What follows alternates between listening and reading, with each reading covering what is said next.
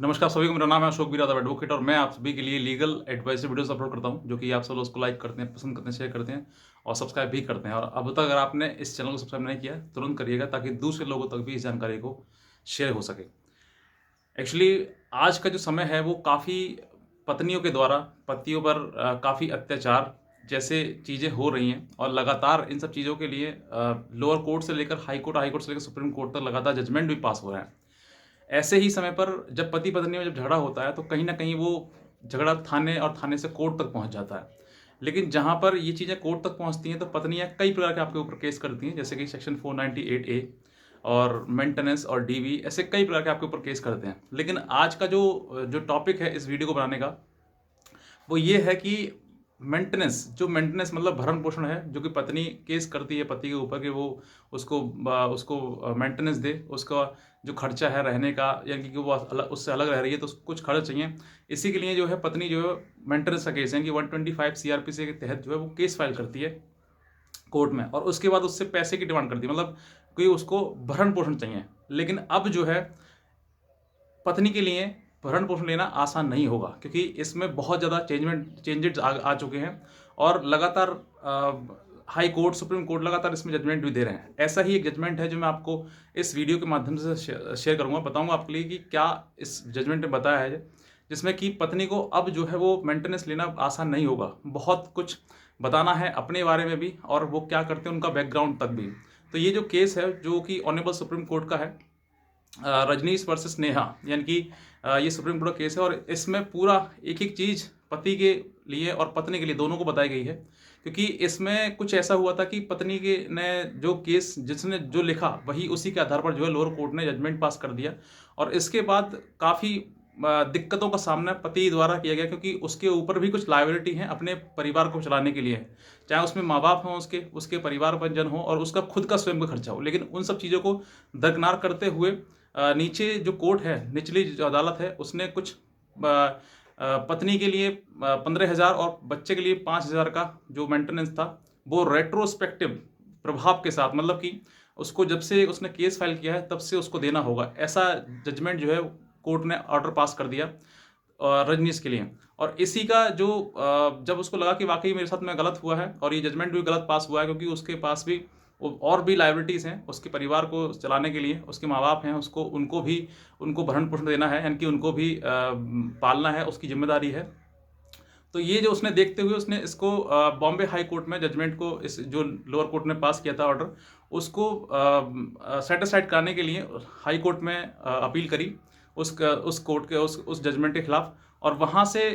High court ने भी उसको डिसमिस करते हुए ये आदेश कर दिए कि आप लोअर कोर्ट को जितना भी उसने बांधा है वो सही बांधा है और ये आपको दिए जाए, और साथ ही साथ में उसको टाइम बाउंड भी कर दिया। जब ये लगा कि वाक़ई इसमें फिर वहाँ पे भी गलत हुआ उसको, तो उसने फिर सुप्रीम कोर्ट में इस चीज़ के लिए रजनीश वर्सेस नेहा जो मैंने बताया आपको, इसमें उसमें उन्होंने अपील करी इस ऑर्डर के खिलाफ। और फिर उसके बाद वहाँ पर जाकर ऑनरेबल सुप्रीम कोर्ट ने जब उसको देखा तो उसमें कई चीज़ों में, मतलब कई सुधार किए और कई गाइडलाइन भी उसमें पास की गई, जिसमें कि जस्टिस इंदु जिनके द्वारा ये गाइडलाइन पास की गई थी। और मैं आपको वही आज गाइडलाइन बताता हूँ, क्योंकि इसके बाद जो है वो पत्नी को एक मेंटेनेंस लेना आसान नहीं होगा, क्योंकि इसमें बहुत सारे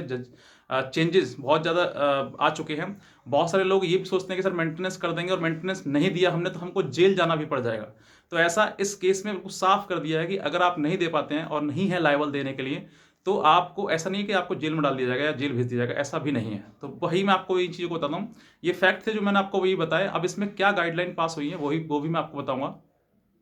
कि जिस समय पत्नी जो है सेक्शन 125 सीआरपी के तहत जो है वो केस करती है, फाइल करती है, उसमें अब तक क्या होता था, मतलब कि अब तक जो जजमेंट पास हुआ है इससे पहले क्या था कि पत्नी अपनी जो भी इनकम है वो सब कुछ छिपाती थी।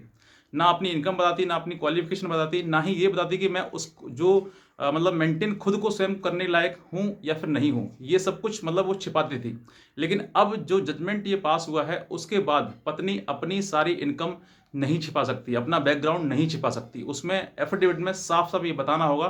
कि वो क्या करती है, कितना कमाती है या फिर नहीं कमाती है, उसकी क्या क्वालिफ़िकेशन है, क्या वो लायबल है कि वो कमा सकती है या फिर नहीं कमा सकती है। उसके परिवार में क्या बैकग्राउंड है उसका, उसका भाई क्या करता है, उसके पिता क्या करते हैं, ऐसा सब कुछ उसको एक्सप्लेन करना पड़ेगा उसमें कि वाक़ई इसके पास कुछ है या फिर नहीं है। ऐसा अब हो रहा है, यानी कि ये जो है, ये इसमें बताया गया कि पत्नी जो है वो अपना पूरा एफ़िडेविट लगाएगी, वो अपनी पूरी बैकग्राउंड तक बताएगी उसमें कि मेरे पास वाक़ई कुछ खाने के लिए, रहने के लिए नहीं है। ऐसा अगर वो सच बताती है, तो सही बात है, अगर लेकिन झूठ बोलती है और वो झूठ पकड़ा जाता है, तो वो केस भी जो उसने 125 सीआरपी से वो भी डिसमिस हो जाएगा और उसको 2 साल का पनिशमेंट भी मिलेगा। ये साफ इस जजमेंट में साफ बताया गया है। साथ ही साथ में अब तक जो होता था कि मतलब कि जजमेंट से पहले कि पति की इनकम, पति का सोर्स ऑफ इनकम, पति के खर्चे, पति की बैकग्राउंड, वो प्रॉपर्टी, सब कुछ उसको एक्सप्लेन करना होता था और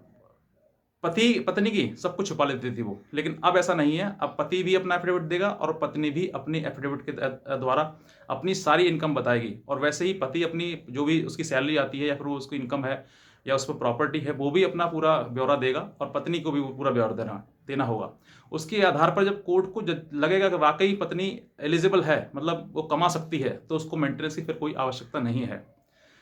और अगर वो एलिजिबल नहीं है, मतलब ये नहीं कमा सकती है, नहीं अपना खर्च चला सकती है, तो कोर्ट को लगेगा कि वाकई इसको देना चाहिए, तब जाके उसको दिया जाएगा। अदरवाइज ऐसा नहीं है कि आंखें बंद करके पत्नी ने जो लिख दिया वो सब सच सही है और पति ने जो भी उसको लगा कि कोर्ट को कि हाँ भाई इतना देना चाहिए, तो पति पर भी वो बर्डन डाल दिया जाए, ऐसा नहीं है अब। और सबसे इंपॉर्टेंट जो बात इस जजमेंट में कही गई है वो ये है कि अब तक ये था कि पत्नी ने जो मेंटेनेंस बता दिया और कोर्ट ने जो भी बांध दिया, उसके आधार पर जब पति नहीं देता था तो उसको जेल का रास्ता दिखाया जाता कि आपको अरेस्टिंग जो वारंट है वो उसको इशू हो जाता था। लेकिन अब ऐसा नहीं है। अगर लगता है वाकई की पत्नी ने जो बनाया है या फिर कोर्ट ने जो बांधा है और पति उस देने के लायबल नहीं है, वो नहीं दे सकता इस चीज़ के लिए, तो उसको अरेस्टिंग वाली बात कोई उसमें नहीं है। तो इसमें अब जो है मेंटेनेंस का केस अगर हो जाता है और आपके ऊपर मेंटेनेंस बन जाता है, तो मेंटेनेंस ना देते हैं तो इसमें ऐसा नहीं है कि आपको जेल ही जाना ही पड़ेगा। अब ऐसा बिल्कुल नहीं है। तो ये जो जजमेंट है, अगर मान लीजिए आपके ऊपर भी ऐसा कोई मेंटेनेंस केस किया गया आपकी पत्नी ने और आप लायबल नहीं है या किसी कारणवश आप नहीं दे सकते उस चीज़ के लिए, तो आप ऐसा ना घबराएं, डरें कि मुझे जेल भेज दिया जाएगा, मेरे से ज़बरदस्ती ले लिया जाएगा, मेरी प्रॉपर्टी को कर दी जाएगी, अटैचमेंट प्रॉपर्टी हो जाएगा, ऐसा नहीं है। इन सब चीज़ों में सीआरपीसी में ऐसा प्रोविज़न नहीं है कि आपका अगर आप नहीं देते तो ऐसा है। लेकिन हाँ, ऐसा नहीं है कि अगर आप जानबूझ के नेगलेक्ट करेंगे तो हो सकता है कि कोर्ट आपको पनिशमेंट दे किसी भी तरह का, लेकिन वैसा कुछ नहीं है। तो अगर आपके ऊपर भी कोई मेंटेनेंस का केस कर दिया गया है और आप भी इस तरह की चीज़ें हो रही हैं आपके साथ में, तो आप ज़रूर इस केस का आप हवाला देते हुए रजनीश वर्सेस नेहा जो है ऑनरेबल सुप्रीम कोर्ट का केस है, और इसका